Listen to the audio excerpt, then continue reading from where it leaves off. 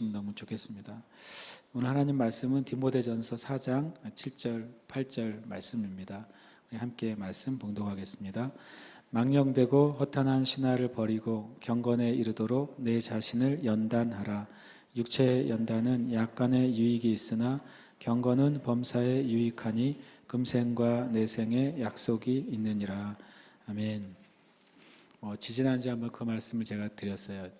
요즘 제가 많이 생각하는 주제가 어떻게 하면 내가 경건해질까, 이게 저의 요즘 많이 생각하는 주제라고 말씀을 드렸는데, 또 오늘 말씀을 또 이 디모데전서 말씀이 또 제 자신에게 주시는 또 하나님의 또 말씀이었어요. 망령되고 허탄한 신화를 버리고 경건에 이르도록 내 자신을 연단하라. 그래서 오늘 이 말씀을 주제로 좀 말씀을 나누고 싶습니다. 시편 12편 1절에 이런 되게 안타까운 기도가 있어요. 여호와여 도우소서, 경건한 자가 끊어지며 충실한 자들이 인생 중에 없어지나이다. 굉장히 안타까운 기도잖아요. 경건한 자가 끊어지고 있다, 이 세상 가운데. 그리고 충성된 사람들이 없어지고 있다. 이런 시편 12편의 그 기자의 되게 안타까운 실은 하나님 앞에 드리는 탄원이에요. 근데 지금 세대가 그렇다는 마음을 제가 가져요. 경건한 자들이 끊어지고 있습니다. 경건이라는 단어를 잘 안 사용하고 있어요.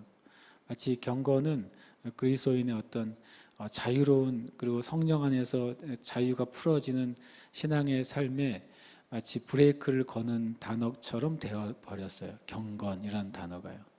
경건해야지, 그러면 마치 외식한 신앙생활인 것처럼 보여지는 거죠. 분명히 외식은 뭡니까? 가짜 경건이잖아요.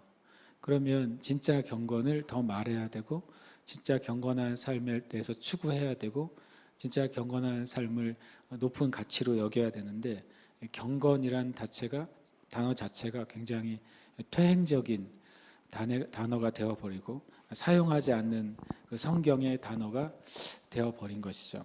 오히려 성령 안에서의 자유나 또 희락이나 그런 것들은 굉장히 이 시대에 어울리는 그 영성 있는 단어 같은데, 경건이라고 하면은 굉장히 옛날의 단어처럼 느껴지는 거예요. 그래서 오히려 이 시편 12편 1절의 말씀이 제 마음에 저에게도 정말 경건한 자가 끊어지고 있지 않은가 하는 생각을 또 갖게 하고, 그것 때문에 또 기도하게 됩니다. 오늘 이 말씀 저한테 이제 그런 동기를 제 자신에게 또 부여하게 해주신 말씀이고, 이것 때문에 또 계속 또 이제 은혜를 구하고 있습니다. 그래서 오늘 제가 설교를 한다고 해서 제가 제 스스로에게 이 경건에 대해서 온전히 결론을 내렸거나 열매를 맺었기 때문에 설교를 하는 게 아니라, 우리가 다 주님이 우리를 이제 부르시는 그 경건의 부르심에 함께 좀 훈련되고 또 나아갔으면 좋겠다, 그런 마음으로 함께 말씀을 나눕니다. 경건에 이르도록 연단하자. 정말 성경에서 연단해라라고 했으니까 순종하는 것은 연단하는 것이겠죠. 첫 번째, 제가 이 말씀을 묵상할 때 경건이 뭔가라는 걸 여기저기서 찾아보게 됐어요. 이제 신약의 단어는 유세베이라는 단어를 사용하고 있습니다. 그래서 유세베이라는 단어는 경건한이라는 말 그대로 의미를 가지고 있고, 하나님을 향한 경외심이나 또 하나님을 두려워하는 것. 그래서 하나님을 두려워하는 게 무서움이나 공포가 아니라 하나님을 갈망하게 되고, 그래서 하나님을 예배하게 되는 것이 이제 경건이라고 하는 것이죠. 그리고 또 좀 적극적으로 말할 때는 이 유세베야라는 뜻은 하나님의 그 거룩함을 닮아가는 것, 하나님의 성품을 닮아가는 것이 이제 경건입니다. 계속 제가 이제 나누겠지만, 성경에서 경건은 일종의 그 하나님을 향한 그리스도인들의 태도예요. 태도의 수준이 경건의 수준인 것이죠. 저 여러분이 이 시간 예배할 때 내 마음의 태도가 주님과 나의 사이의 경건의 상태예요. 우리가 또 세상 살아가는 동안 가운데서도 나보다 윗사람을 만나거나 대할 때 그 사람에 대한 태도가 실은 말 그대로 그 사람을 향한 경건의 태도인 것이죠. 그러나 지금 세대는 그런 경건이 사라지고 있어요. 교회 안에서도 사라지고 있고 또 세상 가운데서도 사라지고 있죠. 세상에서도 선생님과 스승에 대한 존중과 경건이 사라져 버렸어요. 조금 전에 나눈 것처럼 그 존중이나 경건들을 사용하면은 마치 퇴행적인, 시대착오적인 그런 생각과 말이라고 말하고 있는 거죠. 어느 사회인가 우리 나라 사회에서도 이제 넥타이를 푸는 것이 굉장히 또 현대적이고 그리고 자유로운 모습이라고 그렇게 막 이렇게 사람들에게 비탈권위적인 모습이라고 막 이렇게 소개가 되고 그렇게 하고 있잖아요. 그런데 아십니까? 우리가 보기에 가장 자유주의 국가 나라들의 정상들은 넥타이를 한 번도 안 풉니다. 정상회의 같은 거 보시면은요, 오히려 굉장히 자유분방한 나라의 국가의 정상들은 어떤 공식적인 자리에 있어서는 훨씬 더 그 자신의 모습을 더 어떤 뭐라 그럴까요? 외면에서부터 그런 것까지 굉장히 준비되어 있는 모습을 보게 돼요. 그러니까 표면적인 어떤 넥타이를 풀거나 복장을 자유롭게 하거나 어떤 형식을 없애버리거나 이런 것이 진정한 어떤 바른 길이냐? 그렇지 않은 것이죠. 오히려 반대로 그런 것 가운데 진정한 가치인 경건을 교회나 사회나 이렇게 잃어버리고 있는 모습인 거예요. 특히 경건이라는 단어가 성경적으로 아주 중요한 것이죠. 이 단어에 의하면 하나님을 향한 우리의 바른 태도고, 그리고 또 하나님을 향한 사랑의 마음이고, 그리고 주님을 닮아가는 것이라면 실은 저와 여러분의 믿음의 부르심의 목적이 실은 결국엔 경건이라는 사실을 우리가 잊지 않아야 되는 것이죠. 그런 면에서 경건은 하나님께 속한 것이고 하나님을 닮아가는 것인데 시편 12편에서는 경건한 자들이 사라지고 있다고 한탄하고 있어요. 이것은 아마 시편 기자의 한탄일 수도 있지만 우리 안에 계신 성령님의 한탄일 수도 있는 것이죠. 이 세대에 예수님께서는 믿음을 보겠느냐라고 말씀하셨는데 정말 그 믿음의 그 우리의 표현은 바로 경건함과 거룩함인데 그 경건함과 거룩함을 가진 성도들을 보겠는가? 진짜 경건함과 거룩함을 가진 목회자들을 찾아볼 수 있겠는가?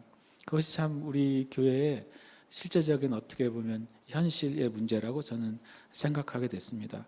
그럼 어떻게 지금의 그 교회가 이런 경건함과 거룩함이 정말 간절하게 필요한 상태가 되었을까? 도대체 무엇이 경건을 그렇게 훼손하게 만들었을까? 오늘 말씀해 보면 7절에 망령되고 허탄한 신화를 버리고 경건에 이르라고 말씀하고 있어요. 그럼 결국에 이 오늘 말씀에 의하면 진정한 경건을 방해하는 것은 바로 망령되고 허탄한 신화라고 말씀하고 있는 것이죠.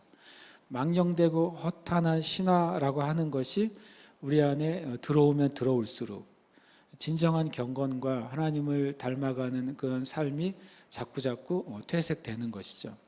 반대로 우리 안에 진정한 경건이 세워지는 만큼 우리의 삶에서 망령되고 허탄한 신화는 자리를 잃어버리게 되는 거예요. 이 신화와 경건의 싸움이 그리스도인 안에 또 교회 안에 자리를 잡고 있다고 성경은 말씀하고 있는 것이죠. 근데 이것이 이제 어떻게 이런 문제가 발생했는지를 디모데전서 4장 1절부터 이제 그 뿌리를 보여주고 있다고 생각합니다. 4장 1절에 보면 그러나 성령이 밝히 말씀하시기를 후일에 어떤 사람들이 믿음에서 떠나 미혹하는 영과 귀신의 가르침을 따르리라 하셨으니 저는 이 말씀을 묵상하다가 조금 놀라게 됐어요. 왜냐하면 우리가 내 믿음이 떨어지는 것을 어떻게 이해하냐면 그냥 내가 신앙생활이 조금 이제 희미해지는 것, 옛날만큼 열심을 내지 않는 것 이런 개념으로 생각하는 것이죠. 근데 오늘 말씀을 가만히 보시면 성령님이 밝히 말씀하셨다라고 말했으니까 이 경건에 관한 것 그것에 대해서 그것을 분별하고 하는 것은 성령님의 일인 것을 우리는 볼 수 있어요. 그리고 반대로 후일에는 어떤 사람들이 믿음에서 떠나 미혹하는 영과 귀신의 가르침을 따르리라 라고 말했어요.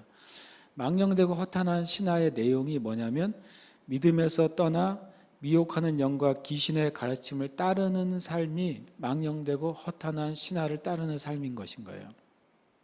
그렇게 보면 경건함이나 또는 경건하지 않는 것은 단순히 신앙생활의 열심에 관한 부분이 아니라 영적인 문제라는 사실을 성경은 지적하고 있는 것이죠.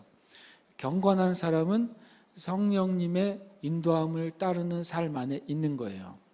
그러나 경건하지 않는 자, 불경건한 자라고 말하게 표현한다면 경건을 잃어버리고 사는 사람은 어떤 사람이냐면 그냥 신앙의 열심을 잃어버리는 게 아니라 믿음에서 떠나는 미혹하는 영과 귀신의 가르침을 따라 사는 거예요. 이것은 굉장히 참 엄중한 정의가 됩니다. 저와 여러분이 기도의 삶을 잘 살다가 어느 날 기도가 끊어졌다. 그것은 기도의 열심이 사라진 게 아니라 저와 여러분이 미혹하는 영과 귀신의 가르침을 쫓았기 때문에 기도의 삶이 끊어졌다고 성경은 말씀하신다는 거예요. 내가 하나님을 따라가는 헌신의 삶을 살다가 그것이 끊어졌다. 그것은 그냥 어떤 문제 때문에 열심히 사라진 게 아니라 하나님을 따르는 헌신의 삶은 누구를 쫓는 것이죠? 성령님을 쫓는 삶이잖아요. 그 삶을 멈춘 것은 단순히 성령님을 쫓아가는 삶이 늦춰진 게 아니라 반대로 성경은 미혹하는 영과 귀신의 가르침을 네가 따랐기 때문에 성령을 따라가는 경건의 삶을 멈추게 된 거라고 말씀하신다는 거예요. 성경을 가만히 보시면 성경은 뭐가 없습니까? 중간지대가 없어요. 하나님 편에 속하든지 아니면 마귀 편에 속하든지 둘 중에 하나예요. 목사님 너무 극단적이지 않나요? 라고 말씀하실 수 있지만 진짜 극단적인 분은 제가 아니라 예수님이에요. 예수님에게 말씀을 들어온 사람들에게 너희의 아비는 마귀다 그러셨어요. 극단적이죠. 제가 여러분의 아비는 마귀예요 그러면은 진짜 극단적이잖아요. 근데 그 말을 예수님이 사용하셨단 말이에요. 성경은 중간지대가 없습니다. 죄 같은 선도 없고 선 같은 죄도 없어요. 근데 우리가 자꾸 그렇게 속아요. 중간지대가 있는 것 같이 속는 거죠. 그러나 없습니다. 천국 같은 지옥도 없는 것처럼 지옥 같은 천국도 존재할 수가 없잖아요. 구원받지 않는 것 같은 구원도 없고 구원받은 것 같은 저주도 없는 거예요. 성경은 명확합니다. 실은 명확해야만 하는 것이죠. 진리는 명확하지 않으면 그 자체가 진리가 아닌 거예요. 마찬가지로 제가 1절을 묵상하다가 되게 제가 주님 앞에 조금 심각해졌어요. 제 자신이.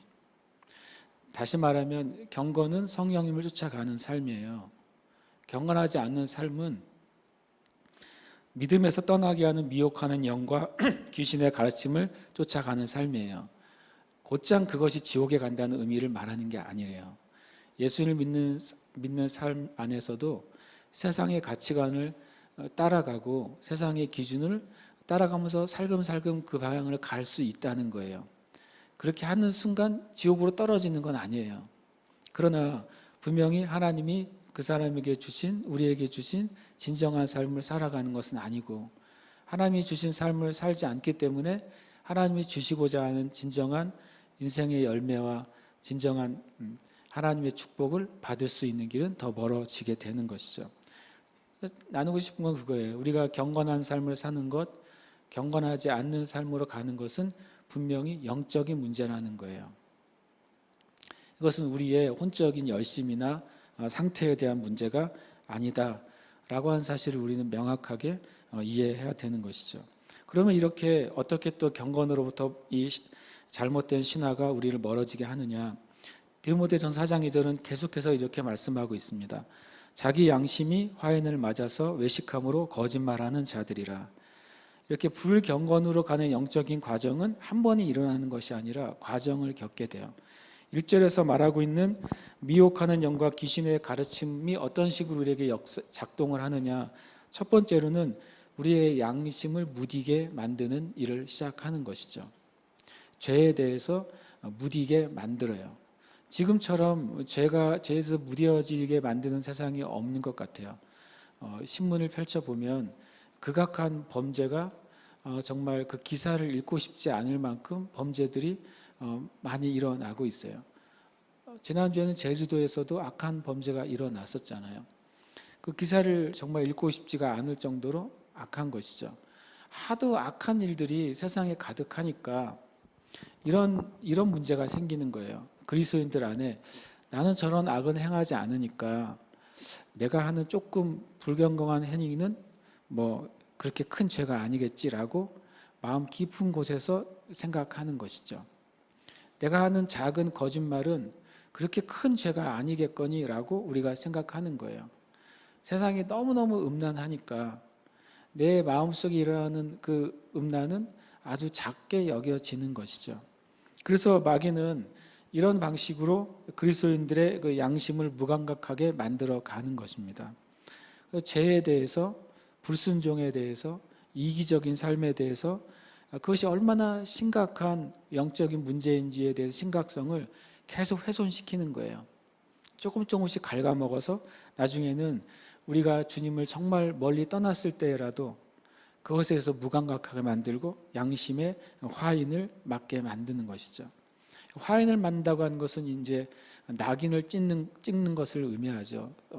쇠를 불에 달궈가지고 소나 양에게 소유권을 표시하기 위해서 낙인을 찍죠. 낙인을 찍혀진 부분은 엄청나게 이제 큰 화상을 입지만 시간이 지나면 그게 어떻게 됩니까? 굳어져 가지고 다른 자극에 반응하지 않는 딱딱한 상태가 되는 거예요. 이렇게 마귀는 이 세상의 가르침 또 미혹한 것을 통해서 우리 안에 있는 양심을 조금씩 굳게 만들고 그래서 하나님의 말씀에 반응하지 못하게 만듭니다. 그러면 그 다음에 어떤 형태로 나아가냐면 이제 외식함으로 나아가는 것이죠.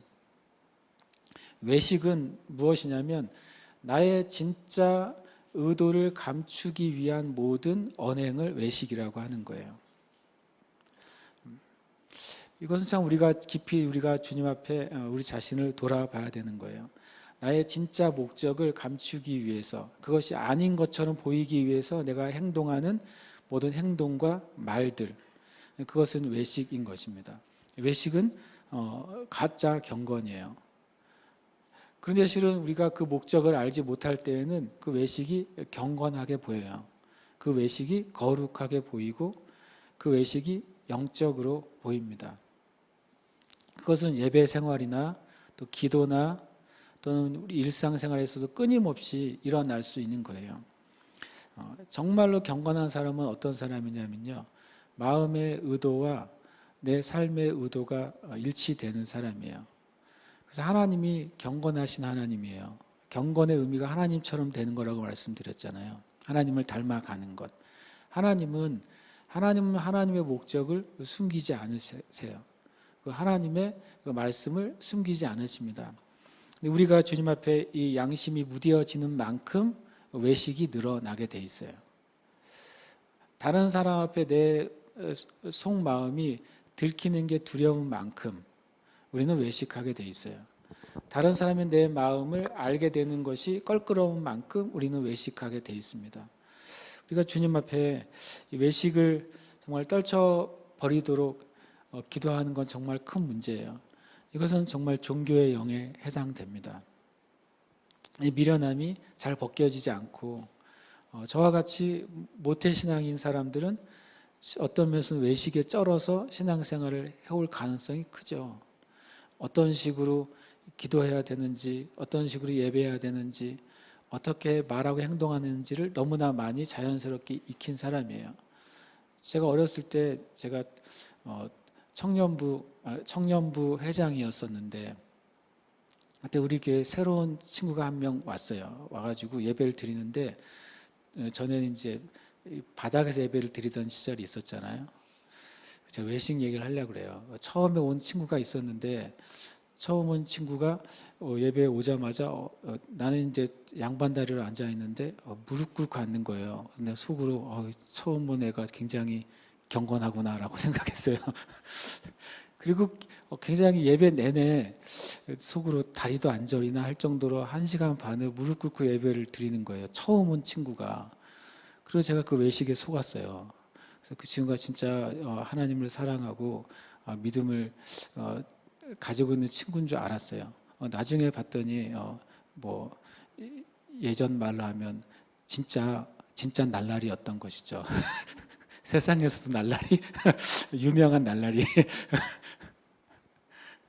근데 어떻게 그 잠깐 동안에 무릎 꿇고 예배하고 진짜 기도하는 것처럼 그것을 통해서 저를 포함한 몇몇이 야 새로운 친구인데 엄청 신앙 있는 친구구나라고 그 잠깐의 그 모습에도 그냥 속는 거예요.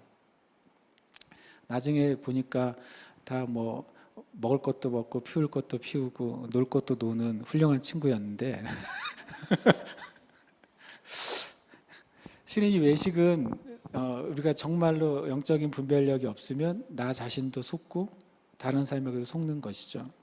그리고 그것이 더 넘어가면 거짓말하는 자들이라고 표현하고 있어요. 그의 삶이 거짓된 삶으로 바뀌어지는 것이죠.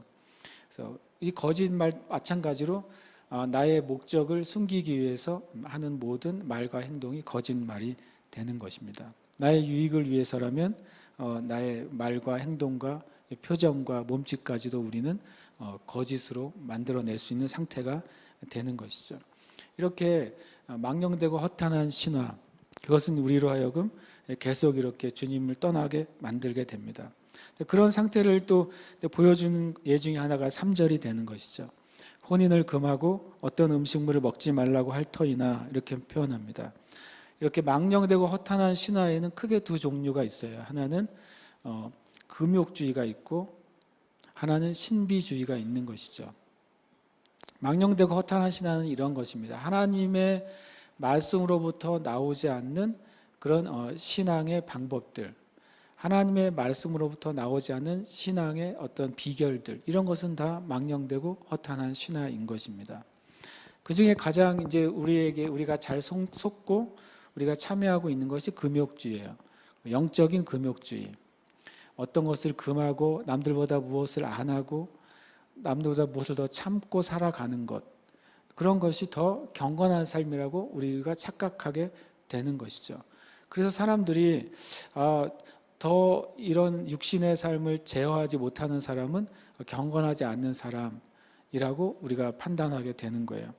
당시에도 이 사도 바울 당시 1세기에도 혼인을 금하고 어떤 음식들을 먹지 않는 것이 경건한 삶이야.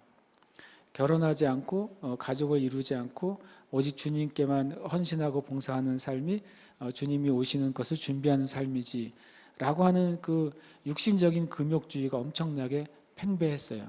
그래서 그렇게 사는 사람일수록 굉장히 더 경건한 사람으로 여겨졌습니다. 이러한 육신적인 금욕주의의 잘못된 그 신화는 중세시대에는 더 심각해져 가지고 그 교부들의 이야기 또 어떤 수행자들의 이야기를 읽어보면 높은 기둥을 세워놓고 그 기둥 꼭대기에서 10년, 20년 동안 숙식을 해결하는 그런 수행을 하는 그리스도인들도 있었다는 거예요. 그러면 그런 사람들을 보면 정말 마치 정말 영성이 굉장히 높은 사람, 그리고 마치 모든 하늘의 비밀을 다 알 것 같은 사람이라고 여겨지는 거죠. 저는 그걸 보다가 오히려 그 10년, 20년 그 큰 그 기둥 위에서 사는 사람보다 그 사람에게 매일 밥을 갖다 주고 먹을 걸 갖다 주는 그 사람이 더 경건하고 충성되다, 이런 생각을 제가 했어요. 밑에 있는 사람이 경건하고 충성되지 않으면 그 사람은 돌아가셔야 되는 거 아니에요. 그러니까 우리가 얼마나 이 보이는 것에 속으면서 살아가는지 그것을 우리가 보게 되는 거죠. 이 땅에는 많은 그 교회 성도들이 그 목사님들의 저와 같은 목회자의 경건을 뭘로 판단하겠어요? 여러분은 저의 경건을 뭘로 판단하세요? 글쎄 뭘로 보고 계실지 정말 두렵네요, 갑자기. 그런데 뭐 저는 생각보다 그걸 신경을 안 쓰고 사는 그런 부류 중에 한 사람이라. 근데 중요한 것은 하나님 앞에서의 경건인 것이죠. 우리의 삶 가운데 또 이 신비주의도 또 경건의 그 진정한 경건의 기준이 될 수는 없는 거예요. 그러나 이제 디모데후서 4장 3절이 이렇게 말씀하십니다. 음식물은 하나님의 지으신 바니 믿는 자들과 진리를 아는 자들이 감사함으로 받을 것이다. 하나님이 우리에게 주시는 음식물을 예를 든 것이죠. 어떤 사람들은 이런 음식은 먹으면 안 돼. 특별히 이제 바울 시대 유대인들은 비유대인 그리스도인들에게 말하는 것이죠. 율법에 있는 음식 이런 거 먹으면 안 돼. 쉽게 말하면 돼지고기 먹으면 안 돼. 뭐 이렇게 말하고 있는 것이죠. 순대 곱창 먹으면 안 돼. 이렇게 말하는 것입니다. 지금도 실은 제가 아는 분들 중에 그 돼지고기나 순댓국을 안 먹는 그리스도인들 전 여러 만나봤어요. 왜 안 먹냐 그랬더니 그 출애굽기 레위기에 먹지 말라고 돼 있다고. 그래가지고 신약을 안 읽으시나 보죠. 제가 그랬어요. 사도행전을 읽어보신 적이 없으신가 보죠. 제가 그랬어요. 베드로에게 주님이 3번이나 내가 깨끗하게 한 것을 네가 왜 더럽다 그러냐라고 하신 말씀을 읽어보신 적이 없나 보죠. 제가 그랬어요. 그리고 또 이 말씀도 읽어본 적이 없는 것이죠. 하나님이 지으신 바기 때문에 진리를 아는 자들이 감사함으로 받을 것이다. 진리가 무엇입니까? 하나님이 우리를 거룩하게 하셨다는 거예요. 죄로 말미암아 인간과 또 모든 자연 세계가 타락됐지만 그러나 예수 그리스도의 보혈과 은혜로 말미암아 그것이 다시 거룩하게 되고 회복됐다. 이 진리를 아는 사람들은 어떻게 할 수 있는 것이죠? 감사함으로 받을 수 있게 되는 것이죠. 하나님 앞에서의 그 경건은 또 무엇인가? 디모전서 4장 4절에서 제가 전에 몰랐던 진리를 묵상하게 됐어요. 하나님께서 지으신 모든 것이 선함에 감사함으로 받으면 버릴 것이 없나니. 하나님 앞에서의 경건은요, 어떤 것을 깨달음으로써 그것이 이제 시작될 수 있는데, 첫 번째는 하나님이 지은 것이 모든 것이 선하다라고 하는 것을 진리로 받아들이는 것이 하나님 앞에서 우리가 경건한 삶을 유지하는 굉장히 중요한 기반이 됩니다. 하나님이 지으신 모든 것은 선하다. 그것은 성경의 중요한 그 명제고 진리예요. 그런데 이것을 이제 가지고 우리가 경건한 삶을 살아가는데 왜 그것이 중요하냐라는 기반이 되느냐라고 하는 것은 이런 거죠. 하나님이 우리가 이제 온 자연 세계나 이제 제주도의 아름다운 환경을 보면 정말 하나님이 지으신 것은 선해라고 말할 수가 있어요. 그렇죠? 그런데 여러분을 어렵게 하고 괴롭히는 사람을 볼 때 저 사람은 선해라고 말할 수는 없잖아요. 내 삶을 어렵게 하고 내가 또 싸우고 있는 환경과 상황을 볼 때 하나님이 지으신 것이 다 선하다라는 고백을 하기가 어렵잖아요.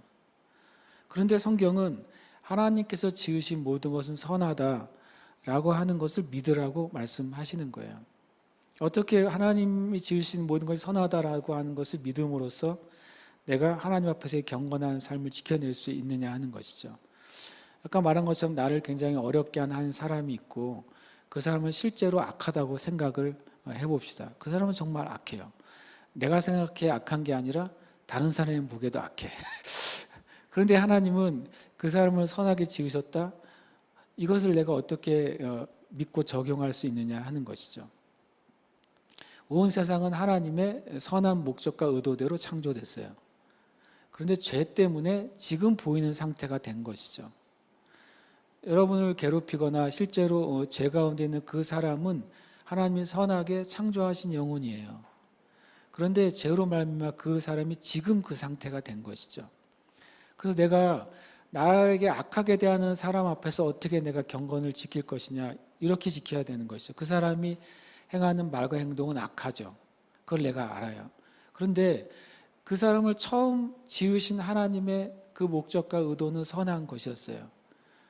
그는 원래 선하게 하나님이 창조하셨는데 그가 지금 악한 상태가 됐어요. 그럼 나는 그 사람을 볼 때 처음에 무엇을 느껴야 되는 것이죠?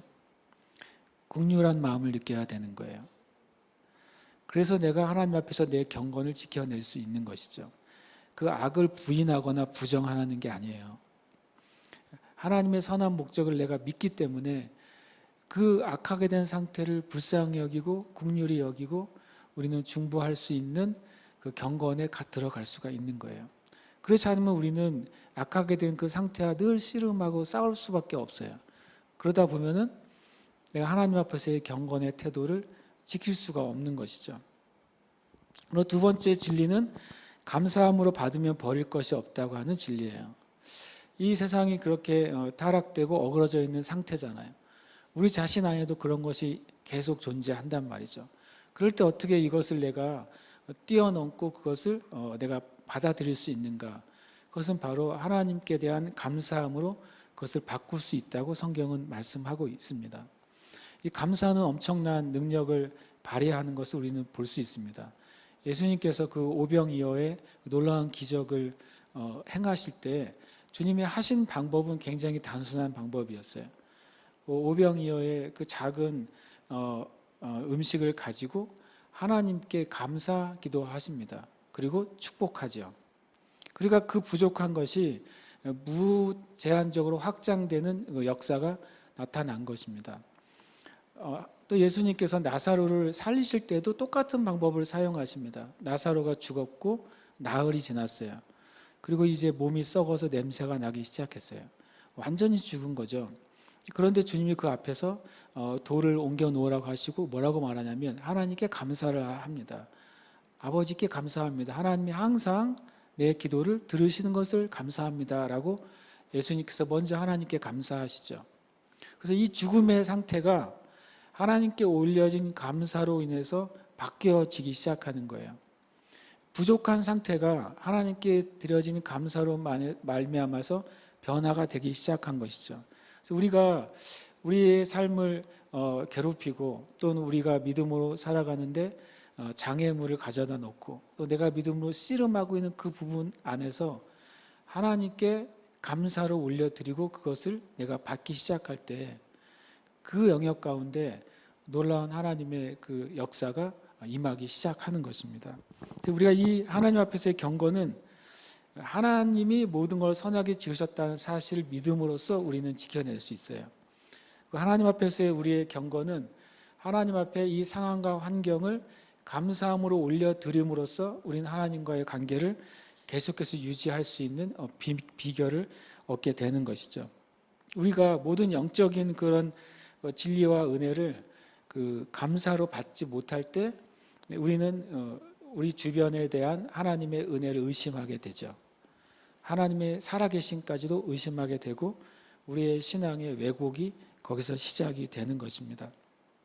그러면 정말 경건이라고 하는 것, 다시 말하면 하나님을 닮아가는 것, 또 하나님 앞에서 예배하는 그 태도의 삶을 살아가는 것, 그것은 우리에게 어떤 유익이 있는가? 이 말씀 자체가 첫 번째 유익이 담겨져 있어요. 망령되고 허탄한 신화를 버리고 경건에 이르도록 내 자신을 연단하라. 우리가 경건을 추구하면 첫 번째 얻는 유익은 온 세상에 가득한 망령되고 허탄한 신화로부터 분리되는 게 첫 번째 유익이에요. 거짓으로부터 분리되는 게 유익인 것이죠.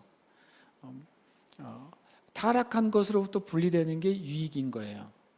그 자체가 유익이라는 사실을 우리가 잘 모르는 게 우리의 영적인 상태일 때가 있는 것이죠. 바로 경건은 우리로 하여금 세상과 세상에 속한 것으로부터 우리를 분리시키고 구별시켜 주시는 그런 은혜가 있는 것입니다. 또 그것은 어떤 것으로부터 오냐면 디모데전서 4장 6절에 보면 이렇게 말씀하고 있습니다. 네가 이것으로 형제를 깨우치면 그리스도의 예수의 좋은 일꾼이 되어 믿음의 말씀과 네가 따르는 좋은 교훈으로 양육을 받으리라. 사도 바울이 디모데에게 뭐라고 말했냐면 이것을 깨우치면 디모데전서 4장 1절에서 5절까지죠. 그렇게 미혹하는 영, 그 귀신의 가르침을 따르는 삶을 따르지 말고 그리고 하나님 앞에 감사함으로 하나님의 선하심을 믿고 행하라고 하는 것을 가르치면 그러면 네 자신이 예수님의 좋은 일꾼이 될 것이다. 그리고 네가 양육을 받는 삶을 살 것이다 라고 말씀하고 있어요. 그리스도인들은요 진리를 다른 사람에게 나눠주는 것을 통해서 내가 자라게 되어 있습니다. 미련한 그리스도인들은 죄송하지만 가르침을 받기를 거절하는 그리스도인들이에요. 그것은 미련하기도 하지만 교만한 증거인 것이죠. 우리가 주님 앞에 가르침을 받는 자리에 있을 때 겸손한 사람이 되고 그리고 진짜 내가 성장하고 양육받는 것은 내가 가르침 받은 것을 다른 사람에게 나눌 때 내가 성장하게 되어 있어요. 그것이 영적인 원리인 것이죠. 실제로 우리가 양육을 진행하는데 교회에서도 양육을 먼저 받고 양육을 받은 분들 중에 몇 분이 또 다른 사람을 양육을 하고 있죠. 그러나 우리가 경험적으로나 또 성경적으로 진리가 있는데요. 진짜 양육은 언제 이루어지냐면 내가 다른 사람을 가르칠 때 이루어져요. 진리로 내가 가르칠 때 내가 잘못 알고 있는 것도 깨닫게 되고요. 내가 그동안 알고 있었다고 생각하지만 진짜 그것의 의미를 내가 다른 사람에게 말씀을 나누는 그 섬김을 할 때 깨닫게 되는 것이죠. 누가 저보고 시간이 되게 없을 것 같다 그러시더라고요. 월요일은 이제 복음서 가지고 이제 부산에 있는 형제자매들이랑 공부를 하고, 화요일은 부산과 제주 외의 형제들, 서울과 그 등지 형제들이랑 화요일 날은 이제 모세오경을 가지고 공부를 하고, 수요일은 이제 계시록을 나누고, 금요일은 이제 계속 순서대로 지금 히브리서를 나눈단 말이죠. 그러니까 이제 목사님이 시간이 없을 것 같다고 누가 그러시더라고요. 근데 솔직히 말하면 그렇게 안 하면 저와 같은 인간은 말씀을 안 보는 그런 종류의 사람이에요. 그래서 저 같은 사람은 좀 많이 다른 사람에게 말씀을 나누는 기회를 스스로 만들어서 저 자신을 거기에 묶어놔야 그래야 이제 계속 쉬지 않고 말씀을 보게 되는 그런 나약한 사람인 거죠. 그러니까 여러분은 그렇게 안 해도 말씀을 잘 읽으시는 분들이니까 굳이 그렇게 그런 걸 안 해도 되시는 거고, 저 같은 사람은 그렇게 안 하면 하나님이 보시기에 너는 도대체 말씀을 볼 것 같은 인간이 아니니까 되도록 많이 좀 설교를 많이 하고 성경 공부를 많이 해라 그러시는 것 같아요. 실제로 제가 뭐 이렇게 줌으로 성경 공부를 하거나 나눌 때 그때 제가 주님께 많이 배우는 게 진실한 고백이에요. 제가 무엇을 많이 알아서 나누는 게 아니라 그 나누는 그 시간에 제가 너무나도 하나님께 많이 배우고 깨닫게 되죠. 또 요즘은 우리 형제 자매님들이 저한테 그 성경 공부 시간에 하는 질문들이 저한테 엄청나게 큰 가르침을 줘요. 그래서 실은 진짜 그리스도인들은 내가 주님께 받은 것, 내가 양육받은 것을 다른 사람에게 나눠주는 것을 통해서 자라가고 성장하고 훈련받는 것이죠. 이것이 경건의 엄청난 유익이에요. 내가 하나님의 사람으로 훈련되고 또 세워져 가는 것이 또 경건의 유익이 되는 것이죠. 또 4장 8절은 경건의 유익은 정말 명확하게 말씀하시는 것이 있어요. 육체의 영단은 약간의 유익은 있으나 경건은 범사에 유익하니 금생과 내생에 약속이 있느니라. 여러분, 이것만큼 경건이 유익함을 얘기해 주는 문장이 뭐가 있을까요? 범사는 뭡니까? 에브리띵이에요. 모든 영역에서 경건이 유익하대요. 제가 일부에부터 이렇게 표현했었거든요. 경건은 범사에 유익하다고 분명히 말했잖아요. 그러니까 내 경건한 삶을 살면 내 사업이 잘 될까요? 예스라는 거죠. 경건한 삶을 살면 학생들이 공부를 잘할까요? 그것도 예스라는 거예요. 근데 아닌 것 같은 이유가 뭐예요? 안 살아봤으니까. 경건한 삶을 안 살아봐서 경건한 삶을 살 때 사업이 잘 되는 걸 경험해 본 적이 없는 거예요. 경건한 삶을 안 살아봤으니까 경건한 삶을 살 때 공부를 잘하게 될 거라는 걸 경험해 본 적이 없다는 거예요. 그게 이제 문제인 것이죠. 그래서 성경은 명확하게 말하고 있어요. 네가 경건에 연단을 하면 이 경건은 안에 육체의 연단은 약간의 유익이 있고 경건의 연단은 범사 유익하다고 말씀하고 있는 거죠. 경건의 연단은 분명히 말씀드리지만 모든 일에 유익합니다. 그리고 모든 일에 열매를 주고 모든 일을 탁월하게 해요. 이것이 성경의 법칙이에요. 제가 지난주에 이제 모세오경을 이제 막 빠른 속도로 한번 읽었어요. 근데 모세오경을 빠른 속도로 읽다 보니까 빨리 읽으면 뭐만 보이죠? 빨리 안 읽어보셨나요? 빨리 읽으면 뭐가 보이냐면 반복되는 말이 뭔지가 보여요. 천천히 읽으면 잘 안 보이는데 제가 최대한 빠른 속도로 성경을 빨리 읽으면, 왜냐하면 빨리 읽으면 다 내용을 기억 못 하잖아요. 근데 반복되는 것만 기억이 되는 거예요. 그러면 모세오경을 제가 이번 주에 읽는데 딱 이 얘기를 하더라고요. 모세오경은 이렇게 말하고 있어요. 오경은 너 말씀대로 살면 축복받고 말씀을 떠나면 저주받아. 이게요, 창세기, 출애굽기, 레위기, 민수기, 신명기에 몇백 번 반복돼요. 제 말이 맞는지 안 맞는지 이번 주에 빨리 한번 오세오경을 오늘 가서부터 읽어보시면 그 말이 진짜 많이 반복되네, 이 사실을 깨닫게 되실 거예요. 그러니까 경건은 범사에 유익합니다. 그것을 정말 믿으시길 축복합니다. 그럼 어떻게 하면 경건의 연단을 할 수 있을까? 4장 7절에 다시 보면은 망령되고 허탄한 신화를 버리고 경건에 이르도록 내 자신을 연단하라라고 되어 있습니다. 아까 육체의 연단과 경건의 연단을 같이 말씀하고 있어요. 그것은 그 속성이 같기 때문에 그렇습니다. 육체의 연단이 내는 그 열매를 내는 속성과 경건의 연단으로 말미암아 열매가 나타나는 속성이 같은 거예요. 근데 여기서 연단하라고 하는 것은 뭐냐면 헬라어의 귐나제라는 단어를 쓰는데 그 뜻이 엄청 신기해요. 벌거벗고 연습하다라는 뜻이에요. 귐나제가. 그러니까 내 자신을 벌거벗고 연습해라 그 소리를 하고 있죠. 그것은 이제 고대의 그 올림픽이 지금도 이제 올림픽이죠. 올림픽이 열리고 있는데 그 올림픽의 그 관중에 고대 사회에는 여성은 들어갈 수가 없었잖아요. 왜 그런지 아시죠? 모든 운동 선수들이 다 나체로 운동을 했기 때문에 경기 자체가 나체로 진행이 됐거든요. 그러니까 연습도 어떻게 해야 됩니까? 실제 경기처럼 해야 되니까 다 모든 옷을 다 벗어버리고 연습을 한 거예요. 그러니까 실은 이제 이 표현을 그대로 우리가 영적으로 비유하자면 우리가 주님 앞에 정말 경건하게 살려면 앞에 있는 망령되고 허탄한 신화로 되어 있는 우리의 삶의 옷을 다 벗어버려야 되는 것이죠. 내가 생각하고 있는 삶의 방식, 세상이 우리에게 알려주고 있는 인생의 방법을 우리가 과감하게 하나님 말씀 앞에서 포기해야 되는 거예요. 그걸 포기하고 그 다음에 연습해야 되는 것이죠. 하나님이 말씀하시는 방법을 내가 연습해야 되는 거예요. 마찬가지로 육신의 연습도 마찬가지잖아요. 전문가가 조언해 주는 방식으로 운동하는 사람과 그냥 지 멋대로 운동하는 사람의 그 운동의 결과는 완전히 다르게 될 거예요. 그것처럼 우리가 하나님의 말씀이 진리라는 것을 믿는다면 또 하나님의 말씀이 영원하다는 사실을 믿는다면 우리가 내가 해왔던 내가 옳다고 여겼던 방법을 빨리 벗어버리는 것이 경건에 이르는 방법이 될 것입니다. 예를 들어 기도 그러면은 어떤 기도에 대해서 가르쳐주는 스쿨이나 가르침에 보면 어떤 특별한 방법을 얘기하시는 분들이 있어요. 기도는 뭐 이런 자세, 이런 형태, 이런 방법을 쓰면은 정말 기도의 능력이 나타난다고.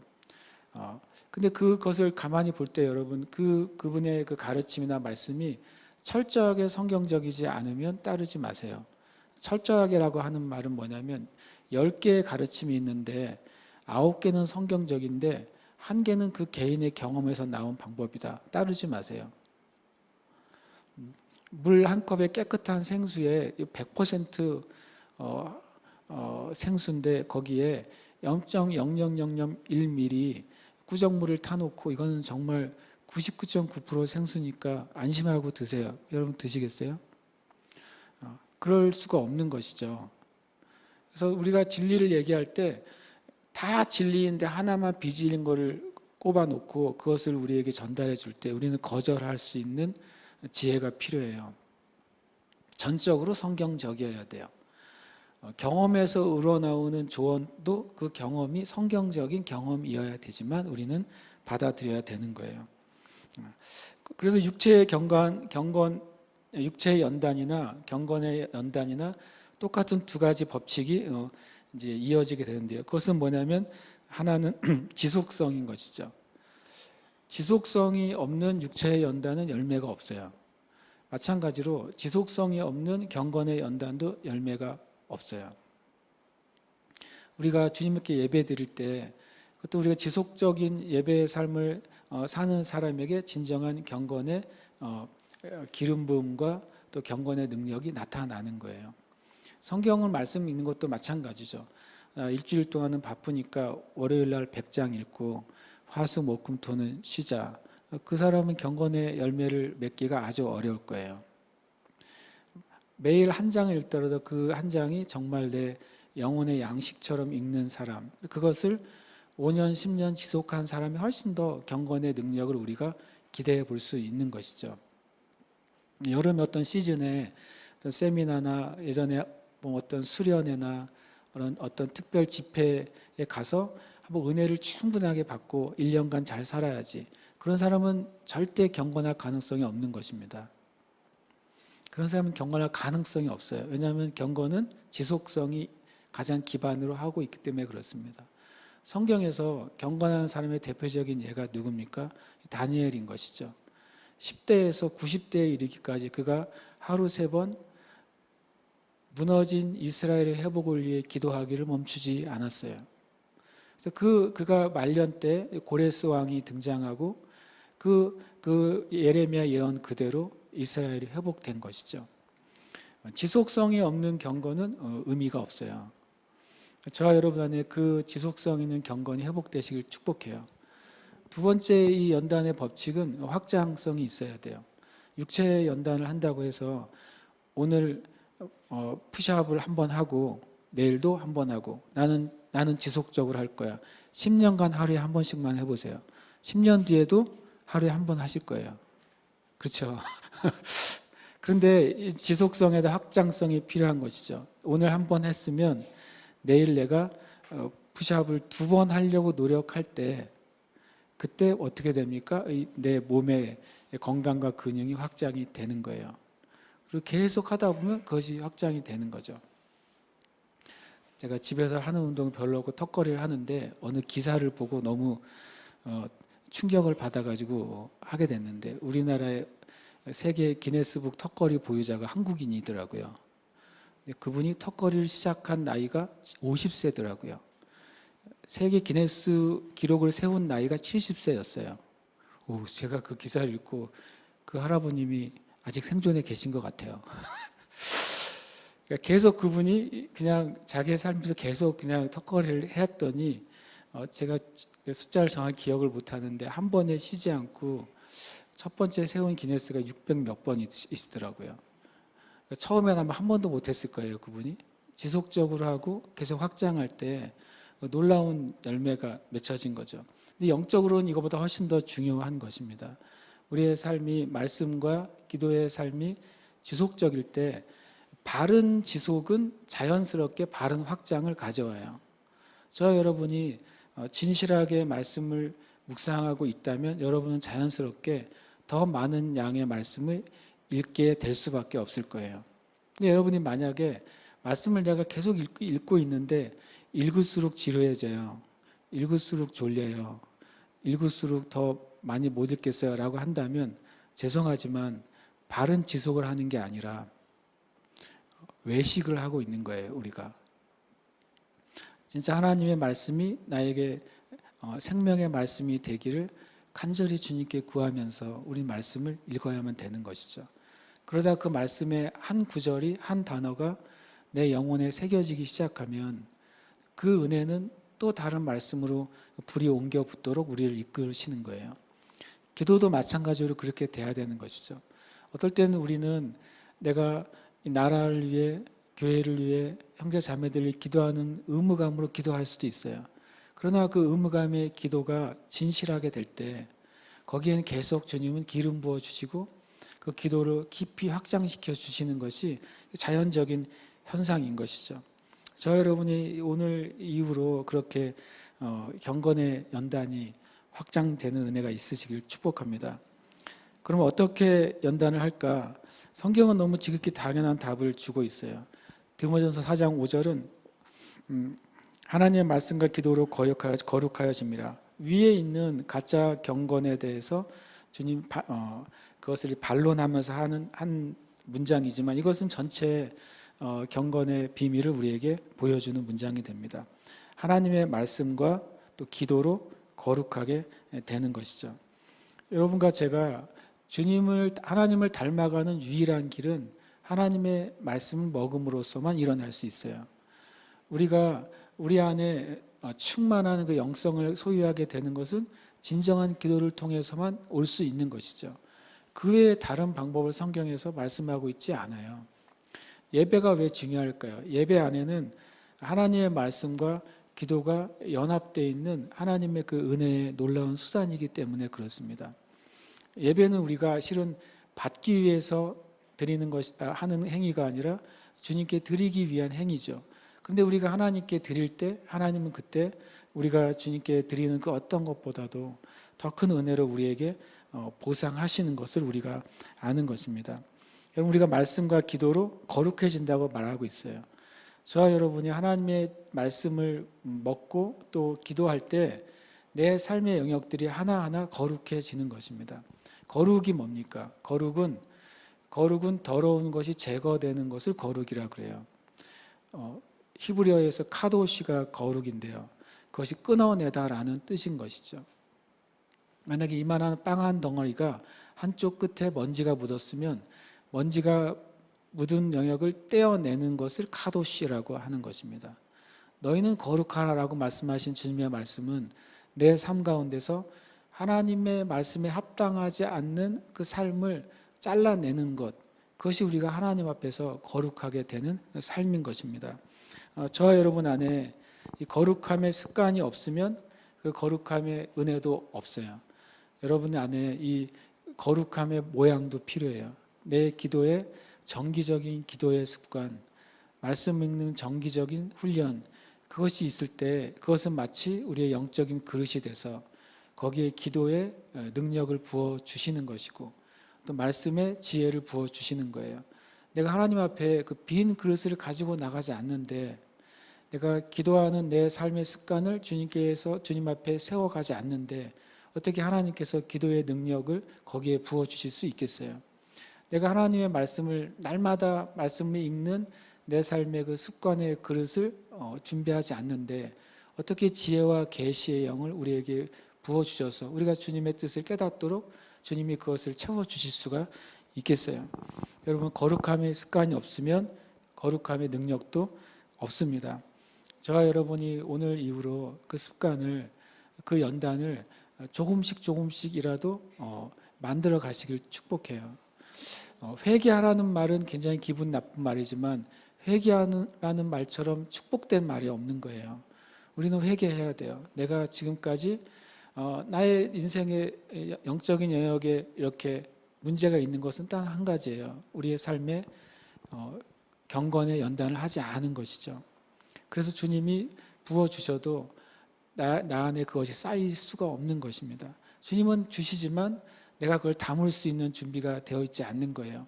그래서 우리가 거꾸로 우리 주님을 원망하게 되죠. 주님이 왜 우리에게 부어주시지 않는지를 원망하는 것이죠. 그러나 실상은 주님은 우리에게 날마다 우리의 짐을 지시는 분, 성경은 말씀하고 있습니다. 주의 인자하심이 아침마다 새롭게 우리에게 주시는 분이라고 성경은 말씀하고 있습니다. 하나님의 사랑이 변치 않으시는 분이다라고 성경은 말씀하고 있잖아요. 성경에 의하면 하나님은 아침마다 우리에게 은혜를 주시는데 우리가 그 아침에 계속 자고 있는 거예요. 아침마다 우리에게 계시를 주시는데 내가 주님의 말씀을 도저히 펼치지 않는 거예요. 하나님은 우리를 향하는 그 계획이 계속 이루어지도록 하나님은 때를 따라 은혜를 주시는데 내가 주님의 은혜를 담을 그릇을 그 밖에 내놓지 않고 있는 거예요. 그러니까 우리가 주님의 은혜를 얻을 수가 없고 경건의 열매를 얻지 못하는 것이죠. 함께 이 시간 우리 기도합시다. 우리가 기도할 때 하나님 우리에게 주의 은혜를 부어주셔서 내가 경건의 훈련을 하지 않는 것을 주님 회개하게 하시고 주님 그 불경건한 상태로부터 돌이키는 은혜를 허락해 주시옵소서. 실상은 주님 제가 나도 모르는 사이에 이 세상에 속한 것, 미혹된 그런 가르침을 따라가고 있고 또 귀신의 가르침을 따라가고 있고 성령의 인도하심이 아닌 세상 인도함을 따라가고 있는 것을 주님 용서해 주시옵소서.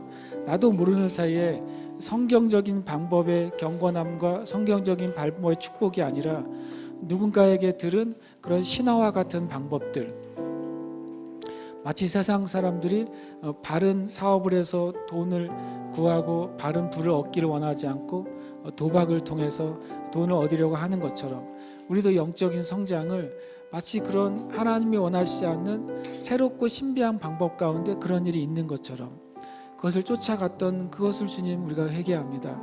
그래서 우리가 다시 바른 진리 위에 서기를 내가 결정하고 또 주님 앞에 기도하는 삶이 세워지기를 결정합니다. 어느 누구도 주님이 세워주신 그 기준과 방법 밖에서 하나님이 주시는 것을 얻을 수가 없어요. 하나님이 주신 길과 방법 밖에서 아무리 노력할지라도 하나님이 주신 축복을 얻을 수가 없는 것이죠. 그래서 우리가 우리의 방법을 빨리 내려놓는 만큼, 나의 노력을 빨리 포기하는 만큼 우리는 하나님의 은혜를 얻을 수 있는 그 통로가 열리는 것입니다. 저 여러분이 주님께 기도하시면서 나아가십시다. 할렐루야. 주님 찬양합니다. 주님의 역사를 찬양합니다. 주님의 말씀하신 바를 인하여 감사합니다. 주여, 주의 영으로 이 시간 임재하시고 주의 말씀 우리에게 임재하시고 우리를 깨닫게 하는 은혜로 임재하여 주시옵소서.